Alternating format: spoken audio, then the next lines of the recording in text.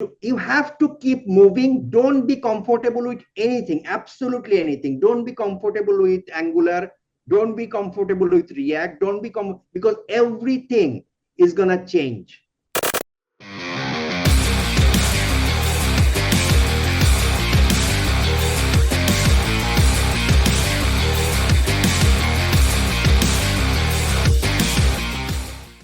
আস্থা আইটির নিজস্ব podcast the স্প্রিন্টের second সিজনের সেকেন্ড এপিসোডে আপনাদের সবাইকে স্বাগতম। সঞ্চালক হিসাবে আছি আমি হাসনাইন রিজভির রহমান। আমাদের আজকের টপিক একটু controversial, Bangladeshi developers, the good, the bad and the ugly. Interesting এই এপিসোডে থাকছে কিছু অপ্রিয় সত্য, কিছু মিথ বাস্টিং এবং অনেক অনেক ইনসাইটস। আমাদের আজকের অতিথি শাহনেওয়াজ আলী তপু, বাংলাদেশের টেক জগতের একজন স্বনামধন্য ব্যক্তিত্ব। তপু ভাইয়ের অনেক পরিচয়। উনি ব্র্যাক আইটিএস এর সিনিয়র টেকনোলজি অ্যাডভাইজার, সেলিসের সহ প্রতিষ্ঠাতা এবং পরিচালক। তবে উনার সবচেয়ে বড় পরিচয় হচ্ছে উনি একজন কোডার, সফটওয়্যার আর্কিটেক্ট এবং আমাদের টেক ইন্ডাস্ট্রির অনেক পুরানো একজন সহযোদ্ধা, ইন্ডাস্ট্রির মুরব্বীও বলা যায়। তো ভাই কেমন আছেন? ভালো আছি রিজভি, তুমি কেমন আছো? আলহামদুলিল্লাহ ভালো আছি। তো আপনাকে যেভাবে পরিচয় করে দিলাম যে আপনি আমাদের ইন্ডাস্ট্রির অনেক পুরনো যোদ্ধা। আপনি একজন প্রোগ্রামার হিসাবে যেমন কাজ করেছেন বাংলাদেশে, আবার বিদেশি ক্লায়েন্টের একজন স্টেক হোল্ডার হয়ে বাংলাদেশি ডেভেলপারদের সাথেও কাজ করেছেন। তো আজকে আমরা তো বাংলাদেশি ডেভেলপারদের নিয়েই কথা বলবো, এটা হচ্ছে আমাদের আজকের টপিক। সো বাংলাদেশি ডেভেলপার এই কথাটা শুনলে আপনার মাথায় প্রথমেই কি আসে? বাংলাদেশি ডেভেলপার, আমি তো অনেক দিন ধরে ডেভেলপারদের সাথে কাজ করছি। এটাও একটা সিঙ্গেল স্টেটমেন্ট দিয়ে বলা ডিফিকাল্ট, কঠিন। So over time, Bangladeshi developer they are not the same thing anymore. It has changed a lot. So অনেক বদলে গেছে। So বাংলাদেশি ডেভেলপার বলতে আমার কাছে যেটা মনে হয় ইন জেনারেল, সেটা হচ্ছে যে যদি আমরা অ্যাভারেজ করি, মিডিয়ান বাংলাদেশি মিডিয়ান ডেভেলপাররা, আমার কাছে মনে হয় যে তারা বেসিক্যালি ডাইনোসরস। আচ্ছা, কেন বলেন তো? আমাদের ডেভেলপারদের ডাইনোসর হয়ে যাওয়ার একটা বড় কারণ হচ্ছে যে আমাদের ডেভেলপাররা মিডিয়ান যখন রেঞ্জটাতে আসে আর কি, যে কিছুদিন ধরে শিখছিল কিছু জিনিস, তারপর তারা শিখতে শিখতে জায়গাতে সে পৌঁছেছে, এবং তারপরে ওভার টাইম যখন সময় যায় তখন তারা আসলে ওই যে তাদের যে একজন ডেভেলপারের যে কন্টিনিউয়াস যে লার্নিং অ্যাবিলিটিটা থাকার কথা ছিল, সেটা তারা ধীরে ধীরে হারায় ফেলে।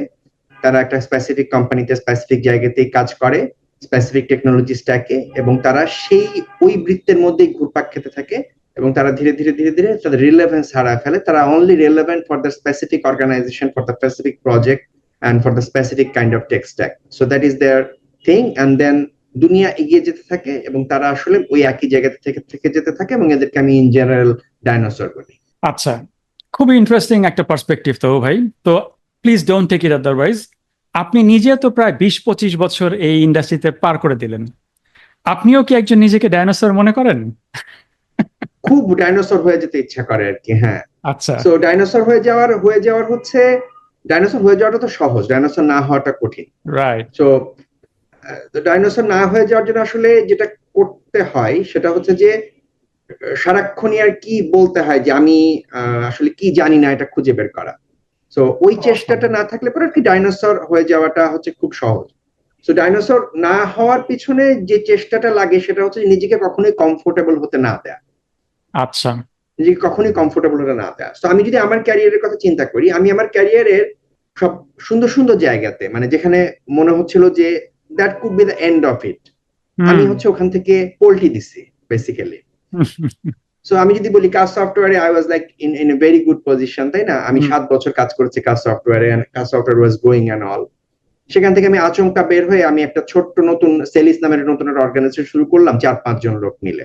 ওই অর্গানাইজেশনটা যখন বড় হলো, 300-400 লোকের একটা কোম্পানি হলো, আমরা স্টেবল ভাবে অনেক সুন্দর সুন্দর আর্কিটেকচার অনেক কাজ করলাম, তখন আমি ওখান থেকে বের হয়ে যে সহজের মতো একটা স্টার্ট আপে জয়েন করলাম। So I was never really comfortable. ঠিক আছে, সো আমার মনে হয় যে আমি ডাইনোসর খানিকটা যে হয়ে যায়নি তা না, আমার এখন নিজেকে একটু ডাইনোসর লাগে। বিশেষ করে আমি এআই এর ব্যাপারগুলো অত ভালো পারি না এখনো, কিন্তু আমি যদি নিজেকে এই এআই এর পার্টে শেষের দিকে এসে, মানে লাস্ট 1-1.5 বছর আমার নিজেকে খানিকটা ডাইনোসর লাগে। এর আগ পর্যন্ত আমি সবসময় এজের দিকেই থাকার চেষ্টা করেছি, এবং I put a lot of effort to be on the edge. আচ্ছা, চমৎকার তো ভাই। না, খুব ভ্যালুয়েবল একটা কথা বলেছেন যে আসলে এই ইন্ডাস্ট্রি যেহেতু খুব ফাস্ট ইভলভিং, কেউ যদি ওই ইভলিউশনের সাথে তাল মিলাতে না পারে তাহলে তো ডাইনোসর হবেই। তো আপনি ডাইনোসর হন নাই, বা আপনার মতো যারা আছে যারা এখনো অ্যাক্টিভ ইন্ডাস্ট্রিতে, তারা এই কারণে যে তারা কন্টিনিউয়াসলি একটা লার্নিং এর মধ্যে আছে বা ছিল। তো একটু পার্সোনাল প্রসঙ্গে যাচ্ছি। তো আপনি যেই সময়ে সবচেয়ে অ্যাক্টিভ ছিলেন, আপনি এখনো অ্যাক্টিভ, বাট আমি বলছি যখন আপনি অ্যাকচুয়ালি প্রডিউসার ছিলেন, আপনার সমসাময়িক বেশিরভাগ ডেভেলপার ইঞ্জিনিয়ার কিন্তু বাংলাদেশ ছেড়ে চলে গেছে। আপনি আসলে বাংলাদেশের অত্যন্ত কম একটা অংশ।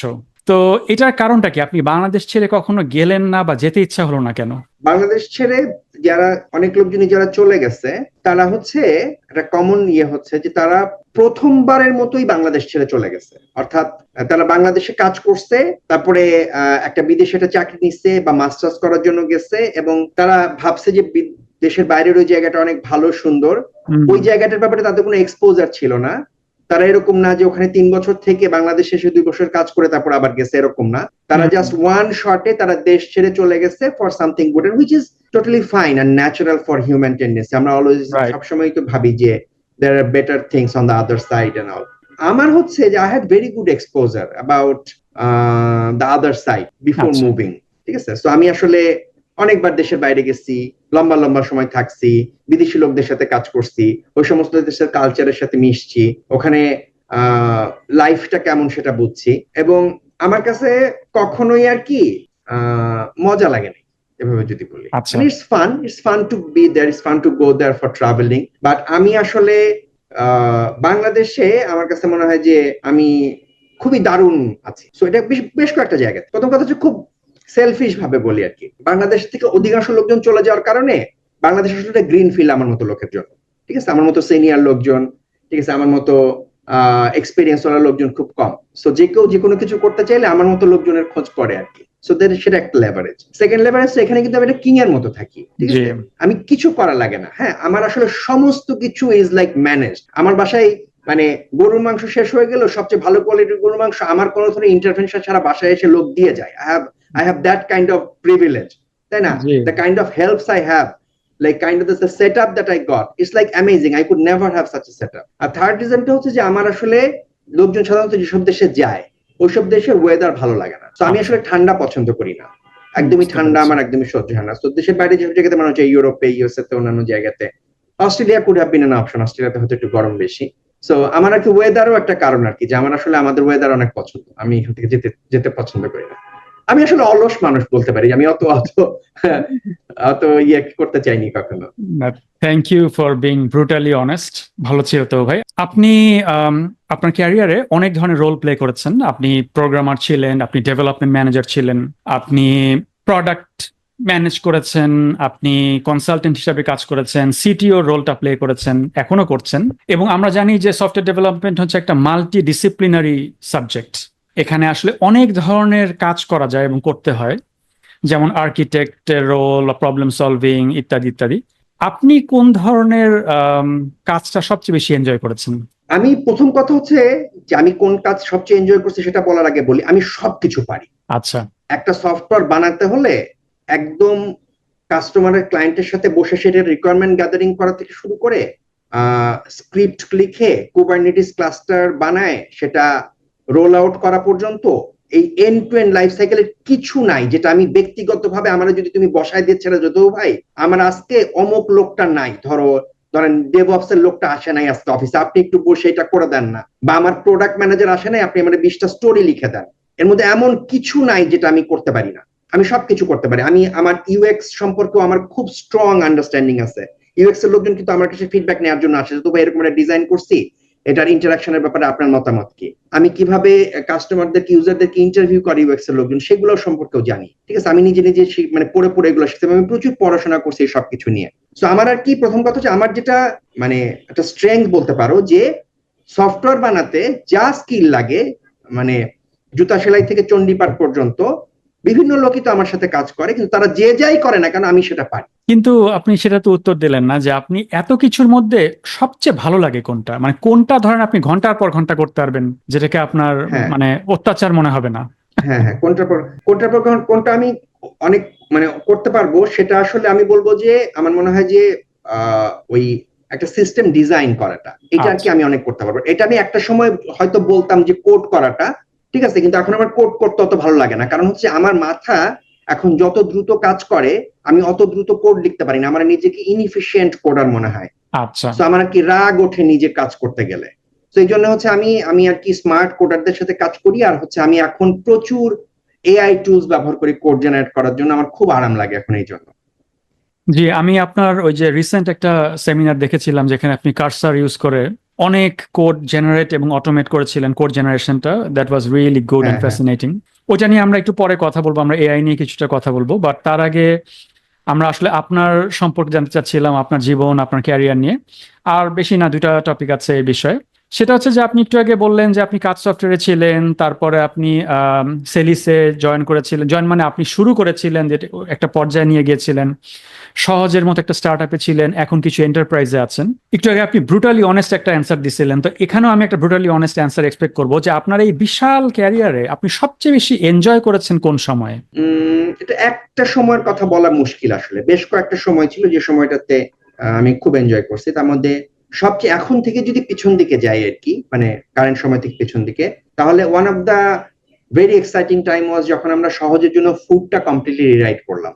এটা একদম আচ্ছা। কোভিড এর মাঝখানে, পুরা কোভিড চলছিল সেই সময়ের মধ্যে আমরা অলমোস্ট দিনে 16 ঘন্টা করে কাজ করে একটা এরকম একটা কমপ্লিটলি স্কেলেবল একটা সিস্টেম এন্টায়ারলি ডিজাইন আর্কিটেক্ট করে, এরকম একটা ডিস্ট্রিবিউটেড সিস্টেম আমরা তৈরি করে, ডেভেলপ করে, ডিপ্লয় করে, চালায়, লোড হ্যান্ডেল করে, মানে পুরো জিনিসটা এন্ড টু এন্ড ডেলিভারি করতে পারছি। এটা একটা খুব দারুণ এক্সাইটিং টাইম ছিল এখন থেকে শুরু করে। তারপরে আমি ওই পরিমাণ এক্সাইটেড আর কখনো হই নাই, মানে তারপর থেকে। আচ্ছা। এর আগের যে সময়টার কথা বলি, যদি বলি, সেটা হচ্ছে যে আমি হচ্ছে সেলি যখন প্রথম শুরু করলাম তখন খুব একটা এক্সাইটিং টাইম গেছে, কিন্তু ওই এক্সাইটমেন্টটা আবার কমপ্লিটলি ডিফারেন্ট।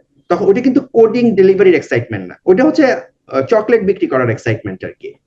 তো আমি ওই সময়ে কন্টিনিউয়াসলি বছরে 6 মাস ট্রাভেল করছিলাম সুইজারল্যান্ডে, and I was meeting customers and trying to show of capability. So that was very exciting, খুবই ব্রিলিয়ান্ট ব্রিলিয়ান্ট, অনেক পুরানো পুরানো বড় বড় অর্গানাইজেশন, অনেক বুড়া বুড়া লোকজন, বয়স্ক বয়স্ক লোকজন আছে, দে আর ভেরি কেপেবল, এবং তাদের সামনে যায় তাদেরকে বেইজ্জতি করে দেখানো যে there are better way of doing things. ঠিক আছে, so that was very exciting at that time.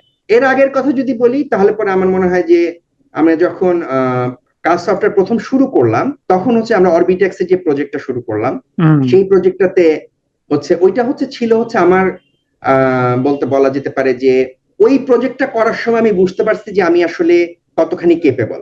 So আমি একা ওই পুরো প্রজেক্টের ব্যাক এন্ডের দায়িত্বে ছিলাম, এবং আমার সাথে কাজ করতো ফ্রন্ট এন্ড সাইড অলমোস্ট 6-7 জন লোক, তার মধ্যে বাঘা বাঘা লোকজন, মাসু, মনির, এরা হচ্ছে ওটা ফ্রন্ট এন্ড সাইডে, ডাব্লিউপিএফ সাইডে বা উইন্ডোজ ফর্ম সাইডে কাজ করতো, আর ওটার ব্যাক এন্ড ডেভেলপার ছিলাম আমি একা। সো যেখানে আসলে পরে তুমি আমার সাথে কাজ করছো কিছুদিন। জি জি। হ্যাঁ, সো ওই প্রজেক্টটা কিন্তু শুরুতে আমি একা এটার ব্যাক এন্ড ডেভেলপার ছিলাম, এবং ওই সময় আমি যে পরিমাণ কোড প্রডিউস করছি ওটা আর কি মানে আনপ্রেসিডেন্টেড আর কি।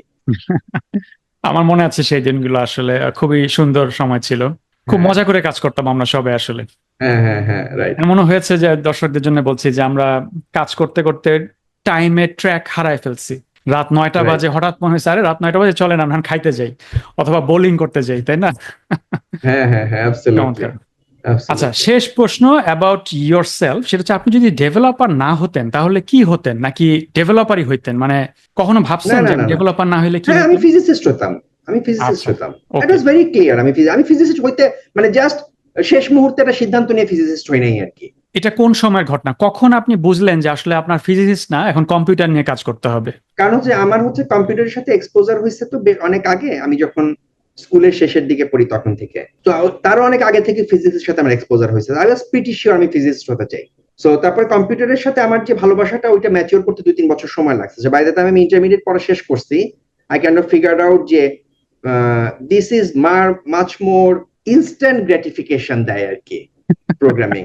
ঠিক আছে, সো আমি ওই ইনস্ট্যান্ট গ্র্যাটিফিকেশনের লোভে পড়ে প্রোগ্রামার হয়ে গেছি। আপনি ডোপামিনের কাছে হেরে গেলেন তো ভাই।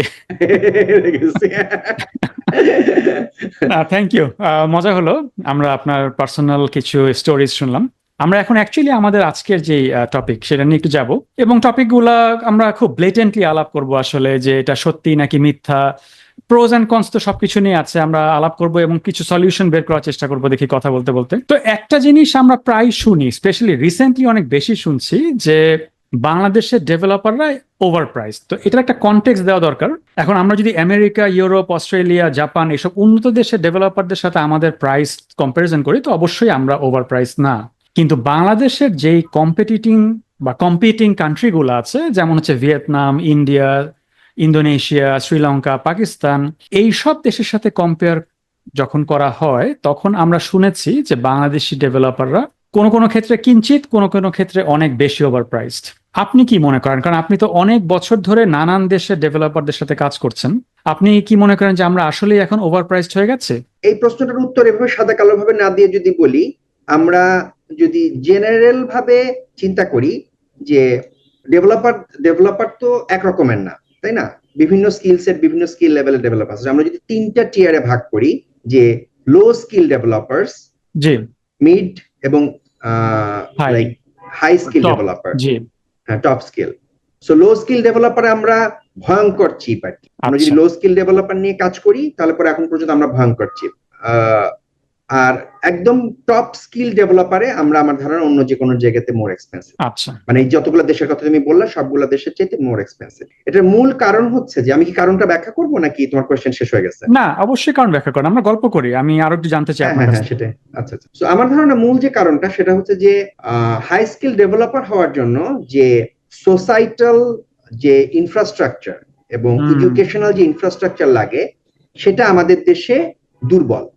সো আমাদের দেশে আমরা ডেভেলপার হওয়ার জন্য তো আসলে কি লাগে? ডেভেলপার হওয়ার জন্য কয়েকটা জিনিস লাগে। তার মধ্যে একটা হচ্ছে কগনিটিভ অ্যাবিলিটি লাগে, ক্রিটিক্যাল থিঙ্কিং লাগে, এবং একটু প্রবলেম সলভিং অ্যাবিলিটি লাগে। এগুলো কোনো কিছুই আসলে আমাদের যে এডুকেশন সিস্টেম আছে এটার সাথে ইন্টিগ্রেটেড না। তো আমরা অসংখ্য ছেলে তৈরি করছি যারা এই সমস্ত সবগুলো জিনিসেই দুর্বল। কিন্তু সফটওয়্যার ডেভেলপমেন্ট এমন একটা জায়গাতে চলে গেছে যে অনেক কাজ আছে যে কাজগুলো করার জন্য এত বেশি ক্রিটিক্যাল থিঙ্কিং বা কগনিটিভ অ্যাবিলিটি লাগে না। সাপোজ ফর এক্সাম্পল, আমি যদি ওয়ার্ডপ্রেসের জন্য একটা থিম বানাতে চাই বা মেজেন্টোর জন্য একটা বানাতে চাই, তারপরে সেটার জন্য আসলে অত কগনিটিভ অ্যাবিলিটি বা অত কিছু লাগে না। ওইটা বেসিক্যালি একটা অ্যাসেম্বলি লাইনের মতো, ঠিক আছে? ওটা আসলে skill driven, cognitive ability driven না। তো ওই জায়গাতে হচ্ছে আমরা আসলে সহজেই মানুষকে ট্রেনও করতে পারি। ওরকম লোকজন আসলে যে কেউ এসেই ওই স্কিলটা শিখতে পারে, এবং তারা আসলে অনেক রিজন। আমাদের তো লোকের আবার অভাব নাই, we have lot of people, right? এবং সবাই তো আসলে কাজ খুঁজতেছে টু সাম এক্সটেন্ট। সো ওই মানুষগুলা যেহেতু আছে, তো ওই জায়গাটাতে আমি $5 $3 ডেভেলপার আসলে পাই। এবং ওই মার্কেটটাতে আমরা আসলে, আমরা যে যত কিছু স্ট্যাটিস্টিক্স আছে কিন্তু, যে আমরা আপওয়ার্কে এততম পজিশন হোল্ড করি। সো ওই ডেটাটাকে যদি আমরা ব্রেক ডাউন করি, তাহলে দেখবো যে কি স্কিল সেটের জায়গাতে আমরা হোল্ড করি ওই পজিশনটা। আমরা ওটা কিন্তু একটা খুব গ্রস একটা নাম্বার, যে কতজন লোক কাজ করতেছে, কিন্তু তাদের অ্যাকচুয়ালি কি স্কিল সেট সেটা যদি আমরা বিবেচনা করি, কি ধরনের সার্ভিস তারা আপওয়ার্কে দেয়, তাহলে আমরা দেখবো যে তাদের আসলে স্কিল সেট গুলা, যেমন ফর এক্সাম্পল এসইও প্রোভাইড করে, তারা low to medium skill set আর কি, low to medium skills, BPO টাইপের কাজে আর কি তারা অনেক ধরনের। তো ওই সংখ্যা থেকে সংখ্যাটা আসছে। এখন যেহেতু আমাদের ওভারঅল মানে ব্রট আপটা এবং গ্রোথটা হইছে একটু দুর্বল জায়গাতে, তো তার মধ্যে তো কিছু মানুষ আছে যাদের তীব্র কগনিটিভ অ্যাবিলিটি, হাই ক্যাপাবিলিটি, তারা এই সোসাইটাল এবং আমাদের যে মানে ন্যাশনাল যে সমস্ত বটলনেক গুলো আছে এগুলো বের হয়ে, হয়তো অনেকে এক্সট্রা লেবার, যে ভালো স্কুলে পড়ছে, ভালো টিচারের কাছে পড়ছে, ফ্যামিলির ব্যাকগ্রাউন্ড ছিল, ঠিক আছে, সবকিছু মিলে কিছু মানুষ তো ভালো হয়ে উঠে আসছে। তো অনেক জায়গায় তো আছে যেখানে এদেরকে লাগে। তো স্বাভাবিকভাবে যেখানে এই ধরনের লোকের সংখ্যা কম এবং ইন্ডাস্ট্রি যখন গ্রো করছে, তখন এই ধরনের লোকের চাহিদা বাড়ছে, এরা এক্সপেন্সিভ হয়ে গেছে। কারেক্ট, আপনার সাথে আমি একমত। আমি এটা আসলে বলতে চাচ্ছিলাম, আপনি বলছেন, আপনি যে স্পেকট্রামটা বললেন যে low skill set, medium and high, low and মিডিয়ামরা অ্যাফোর্ডেবল এন্ড চিপ। আমি আপনাকে একটা ইন্টারেস্টিং স্ট্যাটিস্টিক্স দিই। আপনি একটু আগে ফ্রিল্যান্সিং এ বাংলাদেশের পজিশনের কথা বললেন। 19-20 সালে বাংলাদেশ ছিল ফ্রিল্যান্সিং মার্কেটে ওয়ার্ল্ডের মধ্যে দ্বিতীয় বৃহত্তম সাপ্লায়ার। আপনি শুনলে অবাক হবেন, এই 25 সালে বাংলাদেশ 29 নম্বরে চলে এসেছে। এটার কারণ হচ্ছে আমরা আসলে লো skill set provider freelancing portal গুলাতে। যেহেতু আমরা লো স্কিল সেট প্রোভাইডার, আমাদের প্রচুর কম্পিটিটর অ্যারাইজ হয়েছে, কারণ এগুলা তো সবাই দিতে পারে। নাইজেরিয়ান পিপলরা দিতে পারবে, মানে African, south American, any people. আমার কাছে যেটা মনে হয়, তো ভাই এটা নিয়ে আমি আপনার মতটাও চাইলে একটু শুনবো, যে ওভারঅল এখানে সোসাইটাল ফ্যাক্টরের কথা বললেন, which is true. Bangladesh as a country আসলে এক্সপেন্সিভ। আপনি যদি আমাদের কস্ট অফ লিভিং দেখেন, এটা as high as any lower tiered first world country. যার কারণে এখন এটার সাথে তাল মিলিয়ে চলার কারণে এটার ইম্প্যাক্টটা সব জায়গায় পড়ছে। তো যারা ভালো, এদের সংখ্যা তো এমনিই কম, এদেরকে আমাদের অ্যাফোর্ড করতে আসলে আমাদের প্রাইসটা বাড়াতে হচ্ছে। আপনি তো এটাই মনে হয় বললেন, মানে আপনি বোধহয় একমত। অ্যাবসলিউটলি, হ্যাঁ হ্যাঁ হ্যাঁ হ্যাঁ হ্যাঁ হ্যাঁ, পুরোপুরি একমত। ঠিক আছে, সো এগ্রিড, এবং এটা আসলে একটা ভালো জিনিস বের হলো। আমরা যদি একটু পারফরমেন্সের কথা বলি, আপনি যেমন 3টা টিয়ারের কথা বললেন, আমরা একটা 3 টিয়ারের একটা স্পেকট্রাম সম্পর্কে জানলাম। অফকোর্স বাংলাদেশে এমন ডেভেলপারও আছে যে গুগলও চান্স পাবে। ইভেন বাংলাদেশে এমন ডেভেলপার আছে যে হয়তো গুগল বানাতে পারবে given the input and favourable condition. কিন্তু আপনি যদি টোটাল সেটটা, সুপার সেটটা দেখেন, ওই যে ফার্স্টে বললেন মিন মিডিয়ান, বাংলাদেশের ডেভেলপারদের মিন মিডিয়ানটা কি? এটা কি হাই নাকি লো না মিডিয়াম? আমরা কি অ্যাজ আ নেশন খুব ভালো প্রোগ্রামার? আমরা অ্যাজ এ নেশন কোনো কগনিটিভ অ্যাবিলিটিতেই ভালো না। আচ্ছা, ঠিক আছে, আমাদের আমাদের এখানে এমন কোনো ইন্ডাস্ট্রি গ্রো করে নাই। আমরা যেটা অ্যাটেম্প করতেছি সফটওয়্যারে, এটা খুব একটা very new thing for Bangladesh. বাংলাদেশে যদি আমরা টোটাল ইন্ডাস্ট্রিয়াল স্পেকট্রামের কথা চিন্তা করি, আমাদের এখানে আসলে নলেজ বেস কোনো ইন্ডাস্ট্রি নাই, জি তাই না? তো আমরা আমরা ভালো করছি কিসে? গার্মেন্টসে, যেখানে আসলে আমাদের দেশে অসংখ্য মেয়েরা ছিল যারা কোনো কাজ করতো না, তাদেরকে সেলাই শেখানো গেছে, যে সেলাইটাও একটা কাইন্ড অফ আমাদের সোসাইটির ভিতরে ছিল, তো সেলাই শিখে তারা চলে আসছে, তাই না? জি তো আমরা কিন্তু বাকি সবগুলো ইন্ডাস্ট্রির কথা যদি চিন্তা করো, আমাদের এখানে এখানে আসলে খুব নলেজ লাগে এমন কোন ইন্ডাস্ট্রি আমরা গড়ে তুলতে পারিনি। সেখানে আচমকা আমরা সফটওয়্যারের লোকজন এসে বলতেছি যে আমরা একটা কমপ্লিটলি নলেজ বেস, একটা নলেজ ড্রিভেন, ঠিক আছে, হিউম্যান কগনিটিভ অ্যাবিলিটি সেন্ট্রিক একটা ইন্ডাস্ট্রি তৈরি করব এবং এটাকে স্কেল করব। ঠিক আছে, আমাদের তো কোনো ধরনের সোসাইটাল প্রিপারেশন, আমরা তো ম্যাথ পারি না রিজভি, আমরা ম্যাথ শিখি নাই। তো you cannot be a programmer if you don't know maths. আমাদের ম্যাথের ব্যাকগ্রাউন্ড খুবই দুর্বল। আমরা বাংলাদেশে যে প্রাইমারি এডুকেশন সিস্টেম চালু করছি, সবচাইতে কম বেতন দিই আমরা প্রাইমারি টিচারদেরকে, এবং সেখানে হচ্ছে যে একটা প্রাইমারি স্কুলের টিচার কে হয়, ওই স্কুলের 3 কিলোমিটার রেডিয়াসের মধ্যে বাস করে যে আপুটা সে। ঠিক আছে, তো আমাদের প্লেসমেন্ট সিস্টেম থেকে শুরু করে সবকিছু। তো আমরা তো আসলে আমি রাশিয়ান ডেভেলপারদের সাথে কাজ করছি।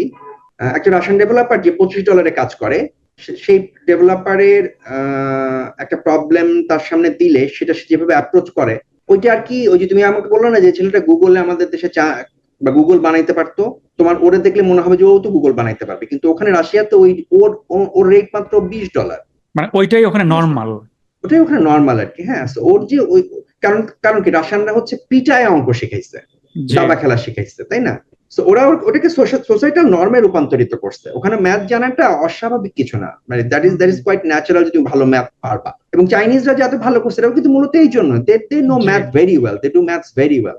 ম্যাথ আসলে কাইন্ড অফ আমাদেরকে মেরে দিচ্ছে আর কি, আমরা ম্যাথ পারি না, আমরা ওখানে শেষ হয়ে গেছি। এগ্রিড ভাই, আপনি তো আমার সাথে অফলাইনেও আমার যোগাযোগ আছে, সো আমরা আসলে একই ভাবে চিন্তা করি। আমি এগ্রিড আপনার সাথে, মানে ম্যাথ এবং টু সাম এক্সটেন্ট আর্টও, মানে ব্যালেন্সিং মাইন্ডসেট হইতে হবে। তো আসলে দুইটার অ্যাপ্রিসিয়েশন আমাদের থাকতে হবে। যেহেতু দুইটার অ্যাপ্রিসিয়েশন নাই আর ম্যাথের তো নাই, আমরা তো আসলে ম্যাথ মুখস্থ করি, যার ফলে আমরা আসলে দৈনন্দিন জীবনে ম্যাথের অ্যাপ্লিকেশন দেখি না। এবং আসলে আসলে ওই প্রোগ্রামিংটা একটা লাইক হঠাৎ হঠাৎ বৃষ্টির মতো ইভেন বাংলাদেশে হ্যাঁ হয়ে গেছে। এখন প্রশ্ন হচ্ছে, ঠিক আছে, দ্যাটস হাউ ইট ইজ, মেনে নিলাম যে এখন আমাদের এই অবস্থা, কিন্তু আমরা তো চাই ভালো করতে, এবং ইউনিভার্সিটি গুলা ম্যাসিভ আকারে কম্পিউটার সায়েন্স গ্রাজুয়েট তৈরি করতেছে, যেটা আমরা খুব প্রাউডলি বলি, স্পেশালি সরকারি লোকজন এটা খুব প্রাউডলি বলে যে বাংলাদেশ বলে পৃথিবীর 10টা top computer science graduate producing কান্ট্রির একটা। আমরা 20,000 গ্রাজুয়েট বানাই বছরে, ইনসেইন একটা নাম্বার। কিন্তু এরা যদি কোয়ালিটি না হয় তাহলে ভবিষ্যৎ কি? এগুলা সমাধান কি বলে আপনার মনে হয়, নাকি সমাধান নাই বলে মনে করেন? না না, সমাধান আছে। মানে আমি আর কি এই পুরো আলোচনা থেকে এআই এর নিয়ে যা ঘটতে সেটা বাদ রেখে কথা বলি, কারণ ওই আলোচনা আনলে পরে এই আলোচনাটা কনভলিউটেড হয়ে যাবে। ঠিক আছে, লেটস অ্যাজিউম যে এআই এক্সিস্ট করে না, ঠিক আছে, জেনারেটিভ এআই এক্সিস্ট করে না, তাহলে পরে আলোচনাটা আমরা কন্টেন্ট করতে পারবো। আমার মতে আর কি যে এটা সলিউশন হচ্ছে যে লং টার্ম এবং শর্ট টার্ম সলিউশন আছে। যেহেতু আমাদের ইন্ডাস্ট্রিটা বড় করতে চাই, আমরা বাইরের থেকে কাজ এনে করতে চাই, তো এখানে ইন্ডাস্ট্রি গুলাকে আসলে ইনভেস্ট করতে হবে। তো প্রতিটা অর্গানাইজেশনের ভেতরে আসলে এই ছেলেগুলাকে তাদের কগনিটিভ অ্যাবিলিটি কিভাবে বাড়ানো যায়, আমি স্কিল ট্রেনিং এর কথা বলতেছি না, আমি বলতেছি যে মানে কমপ্লেক্স প্রবলেম সলভিং এবং আর কি complex business problem understanding and solving, এই ধরনের স্কিল সেট বাড়ানোর জন্য তাদের সাথে আসলে ইন্ডাস্ট্রির কাজ করতে হবে, এবং আমাদের ইন্ডাস্ট্রিটা তো আসলে গরিব, এবং আমরা তো আসলে দিন আনি দিন খাই বেসিসে চলি, মাস আনি মাস খাই বেসিসে, বিলের কাস্টমারের টাকা আসে তারপরে বেতন দেই। তো আমরা আসলে ওই ইয়েটা রাখতে পারি না। আমরা আসলে এখানে যেটা বাড়তি খরচ করব, আমরা আমরা অনেক কোম্পানি আছে যারা বেড়াইতে যেয়ে যত টাকা প্রতি বছর খরচ করি কোম্পানির এমপ্লয়ীদেরকে নিয়ে, তার অর্ধেক টাকাও খরচ করি না সারা বছর এমপ্লয়ীদেরকে ট্রেনিং দেওয়ার জন্য। জি ঠিক আছে, সো অর্গানাইজেশন গুলোর আসলে ওই ম্যাচুরিটিটা দরকার। যে প্রথম কথা হচ্ছে এটা, যে আপনি কি ব্যবসা করতে চান, আপনি কি আরো আরো 10 বছর 20 বছর ব্যবসা করতে চান, চাইলে পরে আপনাকে আপনার পাইপলাইন তৈরি করে নিতে হবে। So you bring in people from university, you bring them in, এবং আপনি যদি এই কথা ভয় পান যে ট্রেনিং দিলে পরে লোকজন চলে যাবে, তাহলে পরে আর কি ওই ফিয়ার থেকে বের হয়ে আসতে হবে। এই কথা ভেবে যে যদি ট্রেনিং না দিয়ে আরো যদি থেকে যায় তাহলে কি হবে, তাই না? জি সো ট্রেনিং দিলে, শিখালে পরে ছেলেদেরকে তৈরি করলে, কন্টিনিউয়াসলি ইনভেস্ট করলে আসলে ক্ষতি নাই কিছু, আমাদেরকে ওখানে ইনভেস্ট করতে হবে। That is one way to go. আর আরেকটা উপায় হচ্ছে যে ইউনিভার্সিটি গুলোর সাথে খুব ক্লোজলি কোলাবোরেট করা এবং ইউনিভার্সিটি এডুকেশনটাকে বদলানো। ঠিক আছে, আমি আরো নিচ থেকে বলতে পারতাম, কিন্তু আরো নিচ থেকে বদলানোটার যে স্কেল, ওই স্কেল হ্যান্ডেল করার ক্যাপাবিলিটি সম্ভবত আমাদের নাই। কিন্তু ইউনিভার্সিটিতে তো এসে জিনিসটা আসলে একটা মানে এটা তো একদম পিরামিডের উপরে, সো তখন আসলে আমার টোটাল ওখানে এরিয়াটা ছোট আর কি, ক্রস সেকশনটা ছোট, সো ওখানে আসলে কিছু চেঞ্জ করা গেলেও যেতে পারে। সো ইউনিভার্সিটির সাথে যদি ক্লোজলি কাজ করা যায় এবং ইউনিভার্সিটিকে যদি একটু বোঝানো যায় যে আসলে কি শিখাতে হবে এবং কিভাবে করতে হবে, এবং ইন্ডাস্ট্রি ইউনিভার্সিটি কোলাবোরেশনটা যদি একটু বাড়ানো যায়, যেটা আর কি আমি খুব চেষ্টা করতেছি। আমরা অনেক বছর ধরে আমরা সবাই কারেক্ট। ইউনিভার্সিটির সাথে কাজ করতেছি। সো এটা যদি একটু সাকসেসফুল, এই দুইটা কাজ যদি আমরা একটু ঠিকমতো করতে পারি, যে কোম্পানিগুলো যদি একটু ইন্টারনালি ট্রেনিং এসব যদি ইনভেস্ট করে ছেলেদেরকে তৈরি করার জন্য, আর ইউনিভার্সিটি গুলো যদি একটু আগায় আসে, তাহলে পরে আমার ধারণা এই প্রবলেম অনেকখানি সলভ করা যাবে। হ্যাঁ, আমি আপনার সাথে একমত। তবে এখানে মানে আপনি তো বললেন যে আপনি অনেক বছর ধরে চেষ্টা করছেন, আমিও আছি। আপনি যেমন কয়েকটা ইউনিভার্সিটির অ্যাডভাইজারি বোর্ডে আছেন, আমিও কয়েকটাতে আছি। আমি এই লাস্ট উইকে একটা খুব বড় প্রাইভেট ইউনিভার্সিটির ওই কারিকুলাম অ্যান্ড ইন্ডাস্ট্রি অ্যাডভাইজারি একটা ফোরামে গিয়েছিলাম। তো দুঃখজনক হচ্ছে যে আমি ওদেরকে বললাম যে আমি এই ফোরামে প্রত্যেক বছর আসি, এই নিয়ে 4 বছর আসছি, আমরা কিছু রেকমেন্ডেশন দেই, ওরা শুনে বলে যে করব, দেন করে না। এবং করে না এটার কারণ যে ওদের ইচ্ছা নাই বা নিয়ত নাই তা না, এটা হচ্ছে যে নানান ধরনের প্রেশার, একাডেমিক প্রেশার, তারপরে বোর্ড থেকে একটা অন্য ধরনের প্রেশার, ব্যবসায়িকের কিছু ব্যাপার থাকে, যার কারণে ওই সদিচ্ছাগুলা ওরা এস্টাবলিশ বা ইমপ্লিমেন্ট করতে পারে না। তো ইমপ্রুভমেন্ট হচ্ছে, ট্রু। আগে যেমন একেবারেই কিছু পারতো না, এই যে 100 জন বা 1000 জন বাইর হইতো এক একটা ব্যাচ থেকে, অনেকেই কেউ কিছু পারতো না, এখন কিছু কিছু পারে। কিন্তু এটা তো লিনিয়ার ইমপ্রুভমেন্ট। এইভাবে যদি আমরা গ্রো করতে থাকি তাহলে তো আমাদের 20 বছর লাগবে বা আরো বেশি। সত্যি, কিন্তু আমি এখন একবার ইন্ডাস্ট্রির বিপক্ষে একটা কথা বলি। এখন যদি অনেক ভালো ছেলে পেলে বের হয়ে আসতো, আমরা কি তাদেরকে অ্যাকোমোডেট করতে পারতাম? আমাদের গ্রোথ কি ওরকম? আমাদের তো সেলস নাই, ইউ ক্যানট সেল, রাইট? আমাদের এখানে বড় কোনো কোম্পানি নাই, কয়টা কোম্পানি ওদেরকে নিত, কে অ্যাকোমোডেট করতো ওদেরকে? ঠিক আছে, সো আমার মনে হয় যে ইন্ডাস্ট্রির ফেলিওরটাও এখানে আসলে স্বীকার যেতে হবে, যে আমরা সম্ভবত ডিমান্ড ক্রিয়েট করতে পারি না। আমরা যদি আরো ডিমান্ড ক্রিয়েট করতে পারতাম, কারণ এই যে ছেলেগুলো এখন কাজ করতেছে আমাদের কোম্পানিগুলোতে, এরা তো এই ইউনিভার্সিটি গুলো থেকে আসছে এবং তারা তো কাজ করতেছে, যদিও হ্যাঁ ঠিক আছে তাদের স্কিল অন্যান্য কিছুতে অনেক কিছু আছে। সো সাপোজ এখন তোমার কোম্পানি হয়তো 500 লোকের কোম্পানি, তাই না? তোমার কোম্পানি যদি 5000 লোকের কোম্পানি হইতে চাইতো আগামী ধরো 3 বছরে বা 5 বছরে, আমার ধারণা এই ডিমান্ডটা যখন ক্রিয়েট হতো তখন তুমিও ইনভেস্ট করতা, ইউনিভার্সিটির সাথে তুমি আরো লেভারেজ নিয়ে কথা বলতে পারতা যে আগামী বছর আমি 1000 ছেলেকে রিক্রুট করতে চাই, right? So what can we do about it? আমরা যখন ইউনিভার্সিটির সাথে কথা বলতে যাই, ইউনিভার্সিটিকে কিন্তু আমি খুব ক্লিয়ার কোনো ডিরেকশন দেন। ইউনিভার্সিটিও দেখে যে তবু ভাই আসছে, তবু ভাই তো আসলে 20টা ইন্টার্ন নিবে, 20টা ইন্টার্ন নেয়ার জন্য আসলে কি বা যায় আসে? ঠিক আছে, তবু ভাই তো আসলে কোনো লেভারেজ নাই। হ্যাঁ, ইউ আর রাইট। আপনি যদি বলতেন যে আমার 200 লাগবে, তখন ইকুয়েশনটা অন্যরকম হতো, অন্যরকম হতে পারতো। জি। Very nice. এই জিনিসগুলাই আসলে বের হচ্ছে এবং এগুলা নিয়ে আসলে আমাদের সবার একটা কনসেনসাস থাকা দরকার, একটা সবার সেম পেজে থাকা দরকার। তো আমরা আরেকটু এগিয়ে যাই, আমরা একটু বাংলাদেশি প্রোগ্রামারদের ওয়ার্ক এথিক্স এবং প্রফেশনালিজম নিয়ে কথা বলবো। তো আমি আসলে বাংলাদেশি প্রোগ্রামাররা কি লেস ওয়ার্ক এথিক্স আছে নাকি বা লেস প্রফেশনাল নাকি, ওদিকে যাব না। আমি যদি একটু গ্লোবাল সেন্সে কম্পেয়ার করি, আপনি আমাদেরকে কিভাবে দেখেন? আমরা কি অন পার, নাকি পিছিয়ে আছি, না এগিয়ে আছি? আমরা তো আসলে ওভারঅল অ্যাজ এ নেশন আমাদের যে এথিক্যাল স্ট্যান্ডার্ড, সেই এথিক্যাল স্ট্যান্ডার্ডের জায়গাতে আমরা আসলে সাউথ এশিয়া বা এশিয়ান যে এথিক্যাল স্ট্যান্ডার্ড সেখানেই বিলং করি। এবং এই এশিয়ান এথিক্যাল যে স্ট্যান্ডার্ড আছে, সেই এথিক্যাল স্ট্যান্ডার্ড আমরা যার এগেইনস্টে কম্পেয়ার করি, যেমন ওয়েস্টার্ন এথিক্যাল স্ট্যান্ডার্ড, সেটার সাথে যদি কম্পেয়ার করি অন্য কোনো ভ্যারিয়েবল অ্যাড্রেস না করে, তাহলে পরে আমার মনে হবে যে আমরা পিছায় আসছি। কিন্তু আমাদেরকে এটাও বুঝতে হবে যে আমাদের এখানে আসলে আমাদের সোসিও ইকোনমিক কন্ডিশন এবং ওভারঅল সোসাইটি যেভাবে আমাদেরকে সাপোর্ট করে, it is very different from how western society supports an individual in their country. So আমাদের আসলে আমরা এথিক্যালি যে একটু উইক বা আমাদের একটু কম এথিক্স আছে, এটা যেমন ফ্যাক্ট, সেটা থাকার পিছনে কারণগুলোও কিন্তু ফ্যাক্ট, তাই না? সাপোজ ফর এক্সাম্পল আমরা যে দেশের সাথে নিজেকে কম্পেয়ার করি, আমরা যদি সিঙ্গাপুরের সাথে কম্পেয়ার করি, সিঙ্গাপুরে আমি যদি এটা কোথাও ব্যাগ ফেলে রেখে আসি, ব্যাগটা আমি ফেরত ঘুরে গেলে ফেরত পাই, পাবেন। জি, তাই না? আমার নিজের ক্ষেত্রে হয়েছে, আমি আমার ক্যামেরার ব্যাগ ফেলে রেখে আসছি পার্কের বেঞ্চে, ঠিক আছে, এবং আমি অন্ধকার হয়ে গেছে সেই তারপরে গেছি ওটা আনতে, এবং যেদিকে যেখানে ফেলে আসছি ওখানেই রয়েছে। এটা একটা সো খুবই মজার টপিক। তো ভাই, এটা নিয়ে আপনার সাথে আমি আরেকদিন আলাপ করতে চাই। এই যে সিঙ্গাপুর, ফ্যাসিনেটিং একটা ইউজ কেস। আপনি যদি 50 বছর আগে যান, যখন সিঙ্গাপুর হলো, সিঙ্গাপুর কিন্তু এটা অফশুট, এটা হঠাৎ করে হয়েছে এবং হ্যাঁ, অনেক হঠাৎ দেশের করে হয়েছে। মাঝখানে থেকে। হ্যাঁ হ্যাঁ হ্যাঁ এবং ওরা আমাদের চেয়ে গরিব ছিল, আমাদের চেয়ে বেশি ক্রাইম রেট ছিল, এবং ওদের জনঘনত্ব কিন্তু বাংলাদেশের চেয়েও বেশি। আপনি যদি দেখেন, ওরা ছোট দেশ কিন্তু ঘনত্ব বেশি, তারপরও সামহাও তারা রিপ্রোগ্রামটা করতে পারছে। তো এটা খুব ফ্যাসিনেটিং টপিক, বাট এদিকে আমরা যাবো না, এটা করলে আমাদের আসলে টাইম থাকবে না।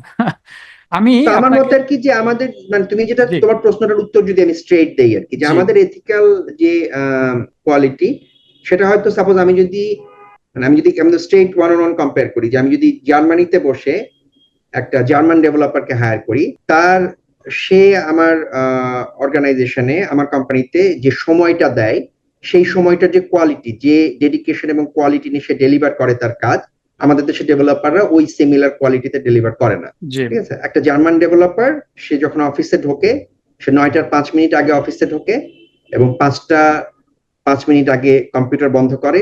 এর মাঝখানে এই পুরো সময়টার ভেতরে, এটা যদি 9 ঘন্টা বা 8 ঘন্টা সময় যতটুকু হয় না কেন, সে লাঞ্চের টাইম আর ওয়াশরুমে যাওয়ার টাইমটা বাদে বাকি অলমোস্ট পুরোটা সময় কাজ করে। এবং আমি খুব কম লোককে দেখছি যে তার লাইফের অন্য কোনো অ্যাসপেক্ট নিয়ে সে কনসার্ন হয়। এবং আমি প্রচুর জার্মান, ইউরোপিয়ান, ডাচ ডেভেলপারদের সাথে কাজ করছি, এবং আমার কালচারাল শক হয়েছে যখন আর কি আমি, ধরো একটা লোক কাজ করতেছে, তার সাথে আড্ডা দিতে গেছি, এবং সে আর কি কাইন্ড অফ একটু রুডলি আড্ডা দিতে চায় না আমার সাথে, কিন্তু ওই লোকটাই আবার he is like very fine. যখন আমি 5টার পরে তার সাথে বাড়ে গেছি, very nice guy to talk to, right? So that is like very different personality shift between working hours and non working hours. আমাদের এখানে এই কালচারাল শিফটটা, কালচারালি এটা আছে, এবং এইটা শুধু যে আমাদের ইন্ডাস্ট্রিতে আছে তাই না, এটা আমাদের অন্যান্য যত কাছাকাছি যত ইন্ডাস্ট্রি এখানে আর কি হিউম্যান নিয়ে কাজ করে, এবং আমাদের এইচআর প্রসেসটাও আসলে এই জিনিসটা অ্যাড্রেস করতে যে এত রুড এবং রিজিড হয়েছে, ঠিক আছে, এবং এই যে বাজে এইচআর প্র্যাকটিস যা কিছু আমরা দেখি, তার সবকিছুই আসলে এই প্রবলেমটাকে অ্যাড্রেস করার জন্য হয়েছে। তো এটা আছে আর কি, এটার ব্যাপারে চোখ বন্ধ করে থাকার কিছু নাই। এগ্রিড আপনার সাথে, এবং ইউ আর রাইট। এটা আসলে ওই যে একটা defence mechanism, industry defence mechanism. যেহেতু প্রবলেম আছে, এইচআর কে এরকম এই কালো আইনগুলা করতে হয়, যেটা আবার ইন্টার্ন নানান ধরনের ডিসস্যাটিসফ্যাকশন এবং ওই যে এইচআর মিথ তৈরি করে। ঠিক আছে, আমরা একটু আগাই তাহলে। মানে আপনি যা বললেন, যদি এই সবগুলাকে আমরা কনসিডার করি, তাহলে আসলে বাংলাদেশি ডেভেলপারদের ইউএসপি কি? মানে আমরা কি জাস্ট লো কস্ট ডেভেলপার, এটাই আমাদের আইডেন্টিটি? মানে আমি আপনাকে একটা প্রশ্ন করি, ধরেন আপনি একজন আমেরিকান, আপনার যদি বাজেট কনস্ট্রেইন না থাকে, আপনি কি বাংলাদেশে আউটসোর্স করবেন? না। আচ্ছা আচ্ছা, আপনার কিছুটা বাজেট কনস্ট্রেইন্ট আছে এবং আপনার হাতে কয়েকটা অপশন আছে, বাংলাদেশ, ইন্ডিয়া, আমি কয়েকটা দেশের নাম বলি, সো এটা ইজি হবে, এটা একটু পলিটিক্যাল হবে। হ্যাঁ, ধরেন আপনার হাতে অপশন আছে বাংলাদেশ, ইন্ডিয়া, ইস্ট ইউরোপ, আপনি কোথায় আউটসোর্স করবেন? প্রথম কথা, আউটসোর্সিং এর এই মডেলিটি গুলো সবসময় কিন্তু এইভাবে কাজ করে না। যেভাবে কাজ করে আসলে, যে কেউ আউটসোর্স যখন করতে আসে, সে একটা দেশে, খুব কম লোকই আছে যে একটা দেশে আউটসোর্স করে না যেখানে সে কাউকে চেনে না, ঠিক আছে? তো বাংলাদেশে যত আউটসোর্সিং এর কাজ আসছে, সেগুলা খুব কমই আসছে কোল্ড কলের মাধ্যমে। হয়তো তোমাদের মতো কোম্পানি যারা বড় হয়েছে, তারা হয়তো এখন কোল্ড কল করে তোমরা কিছু কাজ পাও, কিন্তু আদারওয়াইজ হচ্ছে অধিকাংশ আউটসোর্সিং কাজই আসে হলো আমি কাউকে চিনি, জি, ওয়ার্ড অফ এই মাউথ জায়গা থেকে। থেকে, ওয়ার্ড অফ মাউথে। আমার কন্ট্যাক্ট আছে কোনো না কোনো, হয় যে মামুন ভাইয়ের কোম্পানি ইনোমেন, ওনারা এখন গ্রো করার চেষ্টা করতেছে, he is going everywhere, all the places. But যতগুলো প্রজেক্ট উনি কাজ করতেছে, সবগুলো প্রজেক্টই কম বেশি আসলে উনি চেনেন এমন মানুষের কাছ থেকে পাচ্ছেন। ওনার একটা অ্যাপ্রোচ আছে, উনি বিভিন্ন জায়গাতে সেলস মার্কেট, এবং সেখান থেকে উনি লিড পাচ্ছে। কিন্তু সোফার কিন্তু ওনার কোম্পানির গ্রোথের জায়গাটাতে, আমার ধারণা তোমার ক্ষেত্রেও কম বেশি খানিকটা এরকমই হবে। আমরা সেলিসেও আমরা সিমিলার ঘটনার ভিতর দিয়ে গেছি, রেফারেল থেকে আসে, রেফারেল প্রচুর। এবং রেফারেল থেকে হওয়ার কারণ হচ্ছে যে এটা তো খুব ডিফিকাল্ট টু লাইক, মানে আমি যদি ওই চিন্তা করি, যে আউটসোর্স করবে সে তো মানে ইয়েতে যেতে পারতো, ফ্রিল্যান্সিং সাইট গুলোতেও যেতে পারতো, ওখান থেকে লোক হায়ার করতো। মানুষ ফ্রিল্যান্সিং সাইটে যে লোক হায়ার না করে একটা কোম্পানির কাছে আউটসোর্স করে কেন? সে আসলে ডিপেন্ডেবিলিটি চায় আর কি। একটা সিঙ্গেল একটা লোককে হায়ার করে তাকে আমার মিশন ক্রিটিক্যাল যদি কাজ থাকে আমার হাতে, সেটা আমি একটা সিঙ্গেল লোকের কাছে না দিয়ে আমি একটা কোম্পানিকে দিলে পরে আই ফিল বেটার। সেখানে যদি আমি কাউকে চিনি তাহলে সেটা আরো বেটার। এখন তুমি যদি চিন্তা করো যে আমি একজন লোক যে আউটসোর্স করতে চাই, এবং আমার চেনা জানা লোক সফটওয়্যারে বেশি থাকার সম্ভাবনা কোথায়? ইন্ডিয়াতে, কারণ ওখানে অনেক কোম্পানি। জি ভিয়েতনামে, ওখানে অনেক আমি স্ট্যাটিস্টিক্যালিও তো বাংলাদেশে কম লোককেই চেনার কথা, জি, কথা তাই না? সত্য। হুম। সো তুমি যদি জাস্ট স্ট্যাটিস্টিক্যালিও আসো তাহলে পরে বেশি কাজ আসলে ইন্ডিয়াতেই যাওয়ার কথা, বেশি কাজ আসলে ভিয়েতনামেই যাওয়ার কথা। কারণ ওখানে ভিয়েতনামে হয়তো সাপোজ 300 বা 400 বা 500 লোকের কোম্পানি অলরেডি হয়ে গেছে, হয়তো আমি জানি না, হয়তো 500টা। ট্রু। আমি একটা গল্প বলি আপনাকে। এই গত বছর এক পাকিস্তানি মানে ওই যে কোম্পানিটার সিইও, আমি একজনের সাথে কথা বলছিলাম। ওই কোম্পানিটার নাম আপনারা চেনেন, সো নামটা আমি বলবো না, বাট আমি চিনতাম না। এটা আমার আমার ব্যর্থতা। যাই হোক, তো আমি একজনের সাথে কথা বলছি, সে একটা পাকিস্তানি আইটি কোম্পানির সিইও। তো সে আমাকে জিজ্ঞেস করলো তোমাদের কোম্পানিতে কয়জন। তো আমি খুব প্রাউড ভাবে বললাম যে এই এখন 250 জন। হ্যাঁ, তোমরা কয়জন? আমি ভাবছি যে পাকিস্তানে আর কয়জনই বা হবে। সে বলে 3,500 জন। তো এগুলা আসলে চিন্তার ব্যাপার। এটা আসলে ইন্ডাস্ট্রির প্রবলেম বলে আমি মনে করি না। কিছুটা হয়তো ইন্ডাস্ট্রির উপর বর্তায়, এটা ডিপলি রুটেড। এখানে পলিটিক্যাল, সোশ্যাল, সামগ্রিক এফোর্টের একটা ব্যাপার আছে। মানে আমি যদি ওই যে আপনি তো আর্কিটেক্ট মানুষ, আপনাকে যদি বলি যে আপনি আর্কিটেকচার করবেন না, সফটওয়্যার বানাও, তাহলে তো আসলে কি সফটওয়্যার হবে সেটা, তাই না? তো বাংলাদেশের আর্কিটেকচারের ব্যাপার আছে একটা আসলে। তো ওদিকে আর যাবো না, আমরা আসলে টেকনিক্যাল বিষয় থাকি। সো আমি যেটা বলছিলাম যে বাংলাদেশি ডেভেলপারদের কি তাহলে কোনো ইউএসপি নাই? আমাদের ইউএসপি কি যে আমরা আসলে সস্তা ডেভেলপার? হ্যাঁ, মানে আমাদের ইউএসপি হচ্ছে যে আমরা সস্তা, আমরা আমরা কতখানি ভালো ওটার খুব ভালো প্রমাণও আমাদের খুব হাতে নাই। আমরা যদি খুব বড় বড় 2-3টা প্রোডাক্ট নামাইতাম, সাপোজ আমাদের এখানে যদি এসএপি এর মতো নিজেদের বানানো প্রোডাক্ট থাকতো, ইআরপি থাকতো, যেটা সারা দুনিয়াতে চলতেছে, রাইট? সো তারপরে যদি এরকম হতো, তুমি বলতে পারতা যে ধরো তোমার কোম্পানি ওই প্রোডাক্টটা বানায় নাই, কিন্তু ওই যে কোম্পানিটা এসএপি এর মতো একটা প্রোডাক্ট বানাইছে, ওই কোম্পানির 70 জন লোক তোমার এখানে এসে কাজ করে, তাদের সিভিতে ওই প্রোডাক্টে কাজ করার এক্সপিরিয়েন্স আছে, তখন তোমার কোম্পানির স্ট্রেংথ কিন্তু বাড়তো। কারেক্ট। সো আমাদের ক্যাপাবিলিটি শো অফের কোনো জায়গা নাই আর কি। আমরা আসলে এমন কোনো কিছু বানাই নাই বা কম বানাইছি যেগুলো আমরা লার্জ স্কেলে শো অফ করতে পারি। সো আমাদের আসলে আমাদের আমাদের মানুষদের সিভি যদি তুমি দেখো, ধরো তুমি তুমি তো কাজ করার সময় হয় না, তুমি ক্লায়েন্ট তোমার ডেভেলপারদের সিভি চায় না, তুমি কয়টা ইমপ্রেসিভ সিভি ডেলিভার করতে পারো ইভেন্চুয়ালি? ট্রু। সো ডিফিকাল্ট হয় আর কি, তাই না আমাদের জন্য। সো আমার মনে হয় যে আমাদের ইউএসপি গুলো আসলে ওইভাবে এখনো তৈরি হয়নি এখন পর্যন্ত। আমাদের দু একটা খুব মানে গ্রাউন্ড ব্রেকিং, আমি যখন একটা কোম্পানির কাছ থেকে একটা সিভি পাই এবং যে দেখি যে ডেভেলপারটা সিভি সে আমাকে পাঠাইছে, সে উবার ইন্ডিয়াতে কাজ করতো ফর এক্সাম্পল, তখন আমার তো তাকে মনে হয় যে আসলে তো ও আসলে এই কোম্পানিটা, আমি বুঝতেছি এই কোম্পানিটা হয়তো উবারের মতো অত বড় না বা টাটা কনসাল্টিং এর মতো বড় না, কিন্তু এই ডেভেলপারটা আসলে উবারে আরেক জায়গাতে কাজ করে আসছে, এটা বড় বড় বড় জায়গাতে। তো সেইটা বলার ক্ষমতাও কিন্তু আমাদের আসলে হয় নাই।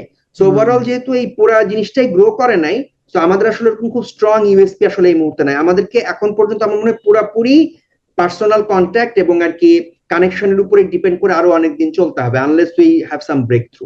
জি, মানে আপনি যেটা বললেন আমি যদি বুঝে থাকি যে আমাদের আসলে কোনো সাকসেসফুল গ্লোবাল স্টোরি নাই। একটা স্টোরি দরকার যেটা পৃথিবীর সবাই জানে যে আচ্ছা এইটা বাংলাদেশের আইটি ইন্ডাস্ট্রির একটা প্রোডাক্ট বা সাকসেস স্টোরি, যেটা নাই। বাট দেন এগেন ভাই, এটাও সত্যি যে এটা কিন্তু এখনো করা পসিবল। একটা স্ট্র্যাটেজি লাগবে। হ্যাঁ হ্যাঁ, রাইট। হ্যাঁ বলো। জি, তো আমরা এতক্ষণ তো আসলে বিভিন্ন প্রবলেম নিয়ে কথা বললাম, এখন আমরা একটু সলিউশন নিয়ে কথা বলবো। তো সলিউশন নিয়ে ফার্স্ট যে প্রশ্নটা আপনার জন্য আমার আছে, অনেক অনেক প্রবলেম। আপনাকে যেটা জাদুর ছড়ি দেওয়া হয়তো যে এটা দিয়ে আপনি বাংলাদেশের সফটওয়্যার ইন্ডাস্ট্রির মানে প্রোগ্রামারদের, নট ব্যবসার, প্রোগ্রামারদের একটা কোর প্রবলেম চেঞ্জ করতে পারবেন, আপনি ফার্স্টে কোনটাকে অ্যাটাক করতেন? আমার মনে হয় যে আমি যেটাকে অ্যাটাক করতাম সেটা হচ্ছে প্রোগ্রামিং করার ইনসেনটিভ বাড়াতাম ইউনিভার্সিটি লেভেলে। আচ্ছা, এখন কি ইনসেনটিভ যথেষ্ট নেই?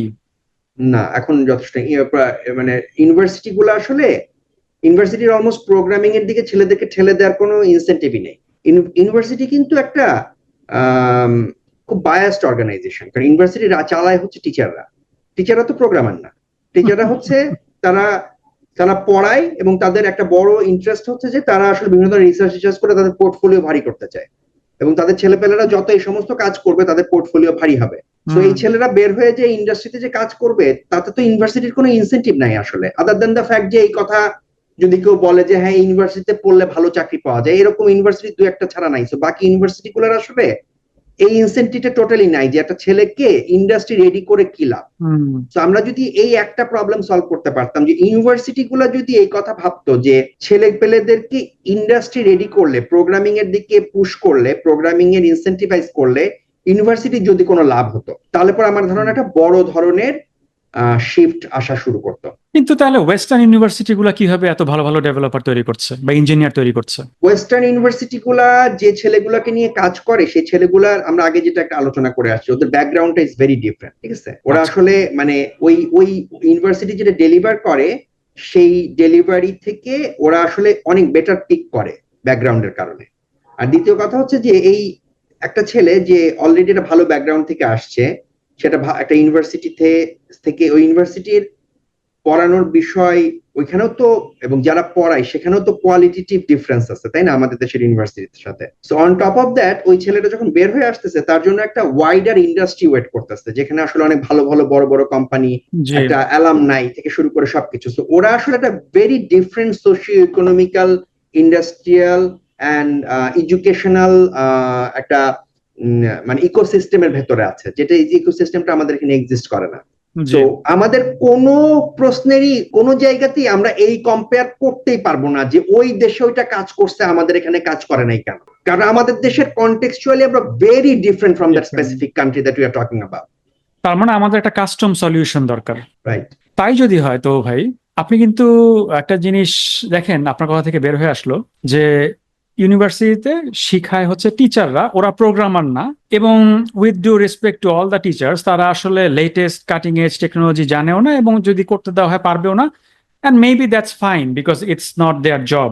তাহলে কি আমরা এটা অ্যাজিউম করতে পারি যে মেবি ইঞ্জিনিয়ারিং অথবা সফটওয়্যার ইঞ্জিনিয়ারিং আসলে ইউনিভার্সিটি থেকে আসা বা পড়ানোর দরকার নাই, এটা একটা আলাদা মেকানিজম গড়ে তুলতে হবে? হ্যাঁ হ্যাঁ, এবং it was originally not intended to be. এই জিনিসটা আসলে আমরা কিভাবে করছি, জিনিসটা আমরা কিভাবে গেছি ওই জায়গাতে, জার্নিটা যদি তুমি দেখো, কম্পিউটার সায়েন্স কিন্তু আসলে ইঞ্জিনিয়ারিং ছিল না।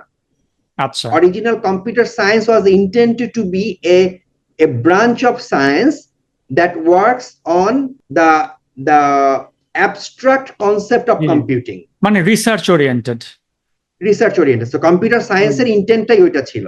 এখন যেহেতু একটা ইন্ডাস্ট্রি গড়ে উঠলো এবং সবকিছু অটোমেশন করা শুরু হলো, তখন হচ্ছে অনেক ওয়ার্কার লাগা শুরু হলো, যাদের আসলে ওই কোর্সে যার পড়ায় তার কিছু কিছু জিনিস ওইটার জন্য রিলেভেন্ট। জি।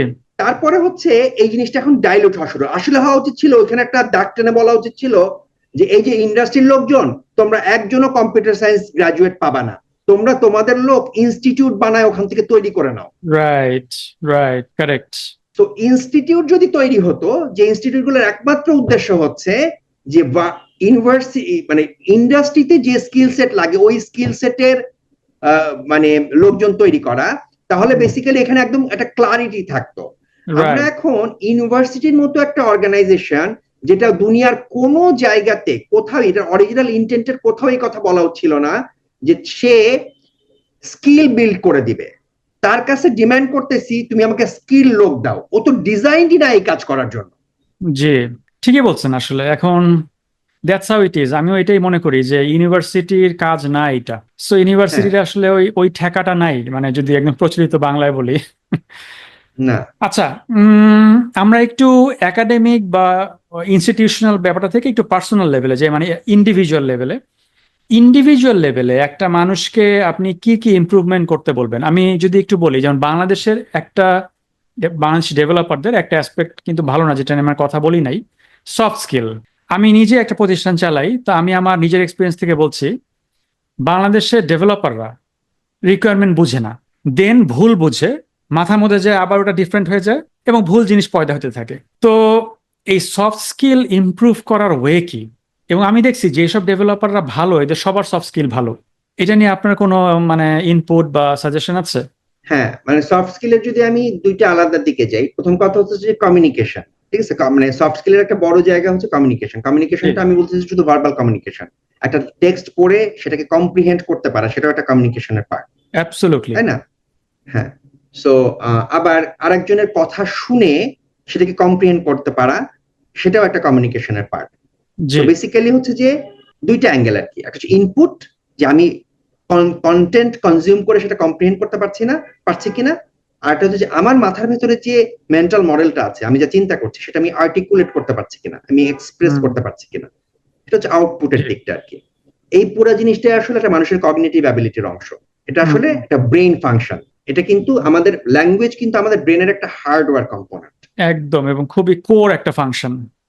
ওর একটা ফাংশন, তাই না? হুম তো আমরা এই যে ল্যাঙ্গুয়েজ কম্প্রিহেনশন, এটা তো ছোটবেলা থেকে শিখি নাই। এই যে ভাষা ব্যবহার করার যে ক্ষমতা, দক্ষতা, সেইটা আমরা অ্যাবসলিউটলি শিখি নাই। এবং আমার ধারণা একটা ফান্ডামেন্টাল ড্যামেজ হচ্ছে যে আমাদের দেশে যদি একটা সেকেন্ড ল্যাঙ্গুয়েজ থাকতো বা আর একটা থার্ড ল্যাঙ্গুয়েজ থাকতো, মাল্টিপল ল্যাঙ্গুয়েজ মানুষের ব্রেনের এই কগনিটিভ অ্যাবিলিটিটাকে ডেভেলপ করতে সাহায্য করে, জি, আনলক করে দেয়। আনলক করে দেয়। কিন্তু তো ভাই, একটু ইতিহাস যদি দেখি আমরা, বেঙ্গল, যেটা আসলে বাংলাদেশ না আরো বৃহত্তর একটা একটা অঞ্চল, বেঙ্গল বা বাংলা বা বঙ্গদেশের মানুষরা কিন্তু ভাষাতে সবসময় দক্ষ। আমাদের কিন্তু লিটারেচার বলেন, ভাষা অনেক অনেক দেশের চেয়ে ভালো, হয়তো বেস্ট বলবো না, বাট টপ 3 বা টপ 5 আমরা সবসময় ছিলাম। তাহলে হঠাৎ করে এই যে ভাষাতে অদক্ষতা কেন হলো? কারণ ভাষার এই যে দক্ষতাটা যে ছিল, সেই দক্ষতা আমরা তো একটা খুব ক্লাস ড্রিভেন সোসাইটি, মানে ক্লাসিফাইড সোসাইটি, হুম কমিউনিস্ট মানে মার্কসিজমের ভাষায় বললে আমরা আসলে we have lot of different classes. তো জি আমরা যে তুমি যে ল্যাঙ্গুয়েজ বা ভাষার উপরে যে দক্ষতার কথা বলতেছো, এটা আমাদের সমাজের একটা স্পেসিফিক শ্রেণীর কাছেই শুধুমাত্র অ্যাভেলেবল ছিল, ঠিক হুম আছে? তো জি আমরা যখন লেটার যেটা হয়েছে সেটা হচ্ছে যে এই যে ক্লাস ডিভিশন গুলো তো এখন ডাইলিউটেড হয়ে গেছে। সো এখন হচ্ছে আমরা সেই ছেলেটাকে উঠায় নিয়ে আসতেছি। যেমন আমি কিছুদিন আগে আহ নোয়াখালী ইনস্টিটিউট টেকনোলজিতে যে ওখানে আমরা 5টা ছেলে মেয়েকে ওখান থেকে হায়ার করে নিয়ে আসলাম, যারা কম্পিউটার সায়েন্সে পড়াশোনা করছিল, কম্পিউটার সায়েন্স ইঞ্জিনিয়ারিং এ এনএসটিউ তে। এবং এই ছেলে মেয়েগুলো আমি তাদের সাথে individually one on one interview করছি। ওই যে ছেলেটা এখন এসে ঢাকাতে আমার অফিসে কাজ করবে, ওর বাবা হচ্ছে একজন কৃষক, ঠিক ওয়াও, আছে? আচ্ছা হ্যাঁ। সো ও ছাড়া ওর ওর বাকি 2 ভাই ওর বাবার সাথে জমিতেই কাজ করে, আচ্ছা বেশি পড়াশোনাও করে না। ও আসলে ওর ওর ওর বাসার মধ্যে is a like a very different person আর কি। তো এই ছেলেটা কিন্তু ওই ব্যাকগ্রাউন্ড থেকে বড় হয়ে এসে এখন কিন্তু ওই ক্লাস ডিভিশনটা থাকলো না, ডাইলিউটেড হয়ে গেল। ও কিন্তু এসে আমার সাথে বসে হুম আমার ঢাকা ভার্সিটি থেকে বুয়েট থেকে বের হয়ে আসা ছেলের সাথে একই সাথে বসে কাজ করবে। এবং আমি এক্সপেক্ট করতেছি যে এরা দুইজন একই মানের কম্প্রিহেনশন অ্যাবিলিটি থাকবে, which is very very wrong, তাই না? হুম তো আমরা যে ছেলেগুলাকে আসলে পাচ্ছি, তারা যে সোসিও ইকোনমি থেকে আসতেছে, সেখানে তো এই জিনিস নাই। আমরা যদি শুধুমাত্র আমাদের এই পুরা জিনিসটা চালাইতে পারতাম একটা খুব মানে আমি বলবো যে এলিটিস্ট অ্যাঙ্গেল থেকে, তাহলে পরে তুমি এই সমস্ত কোনো প্রবলেম পাইতা না। ধরো ফর এক্সাম্পল আমরা এমন একটা ইউনিভার্সিটি বানাইতাম যে ইউনিভার্সিটিতে শুধুমাত্র ঢাকার সবচেয়ে টপ স্কুল কলেজগুলো ছেলে মেয়েগুলাই পড়বে এবং তারা ওখানে পড়াশোনা করে তারা ওই ভার্সিটিতে পড়ে, তাইলে যে ছেলেগুলোকে পাইতা তাদের সাথে তোমার এই প্রবলেম হতো না। জি তুমি কাজ করতেছো এমন একদল লোকের সাথে যে সবচেয়ে প্রান্তিক জায়গা থেকে আসছে, তাকে রাইট, কোনোদিন ওই কম্প্রিহেনশনের ব্যাপারে কোনো ধরনের হেল্প কেউ করে নাই, এবং তাকে এক্সপেক্ট করতেছি যে সে সুন্দর করে আর্টিকুলেট করতে পারবে। That's absolutely wrong expectation. Wrong expectation, true. আপনার কথা সত্যি একদম। তো ভাই, এখন যে সলিউশনের আমি কথা বলবো, যেটা হয়তো আমরা একদম শুরুতে একটু টাচ করছিলাম, দ্যাটস এআই। আমি প্রিমাইসটা বলে দিই, দেন আমরা একটু আলাপ করবো। আমাদের হাতে আর 10-12 মিনিটের মতো আছে। তো আপনার কি মনে হয় না যে এআই হচ্ছে সেই জাদুর চেরাগ, যেটা ওই ক্লাস ডিভিশনকে সলভ করতে পারবে? আমি একটা এক্সাম্পল দিই। ধরেন এখন কিন্তু ভার্বালি না হলেও ইমেল কমিউনিকেশন অলমোস্ট সবার সলভ হয়ে গেছে। ইমেল কমিউনিকেশন সবাই ভালো কেন? কারণ চ্যাট জিপিটি দিয়ে এটা স্যানিটাইজ করে নেয়। ইভেন আপনি যদি একটু সিভির কোয়ালিটি গুলা দেখেন, যারা একটু স্মার্টার, যারা একটু উদ্যোগী, তারা চ্যাট জিপিটি দিয়ে সিভি গুলাকে একটু সুন্দর করে নিচ্ছে। অনেক ক্ষেত্রে কিন্তু অল দ্যাট ম্যাটার্স। যেহেতু এআই আমাদের জীবনের অংশ হয়ে যাচ্ছে, এবং এটা আসলে অনস্বীকার্য, এবং এটা আসলে আর দূর হবে না, এটা আসলে আমাদের সোশ্যাল ফ্যাব্রিকের অংশ হয়ে যাচ্ছে। আপনি কি এটা মনে করেন যে এআই ইউজ করে সেটা শুধু সফট স্কিল না, কোডিং এও আমরা আসলে ওই দুর্বলতাগুলা দূর করতে পারবো, এবং আমরা আসলে যে কোনো দেশের প্রোগ্রামারদের সাথে কম্পিট করতে পারবো? হ্যাঁ, ডেফিনেটলি আমার মনে হয় যে ওই ডিভিশনটা আসলে টেকনোলজির তো একটা কাজই হচ্ছে যে এই ডিভিশন গুলাকে দূর করে দেয়া। টেকনোলজি সবসময় মানুষকে লিবারেট করছে, এম্পাওয়ার করছে এবং এক লেভেল থেকে আরেক লেভেল নিতে সাহায্য করছে। সো টেকনোলজি ডেফিনেটলি আজকে থেকে 20 বছর আগের বা 30 বছর আগের বাংলাদেশে একটা স্টুডেন্ট, তার যে অ্যাক্সেস টু ইনফরমেশন ছিল, আর সাপোজ মিউনিকের একটা ছেলের এক্সেস টু ইনফরমেশনের মধ্যে অনেক ডিফারেন্স ছিল, এখন ওই ডিফারেন্সটা অনেকখানি চলে গেছে। We are part of the same global communication network. So definitely এই জিনিসটা আমাদেরকে লেভারেজ করবে। সো আমরা আর কি বেটার হব এবং বেটার করবো। সো সেই তোমার এই প্রশ্নের উত্তর হচ্ছে ডেফিনেটলি হ্যাঁ, কিন্তু দেন এগেইন এই ঘটনা তো সারা দুনিয়াতেই ঘটবে, তাই না? সো ডিফারেন্সটা কমে আসবে, এবং ডিফারেন্সটা কমে আসার কারণে আসলে আমরা এই ধরনের ইমেল কমিউনিকেশন বা কোডিং কোয়ালিটি এই সমস্ত জায়গাতে বেটার করব।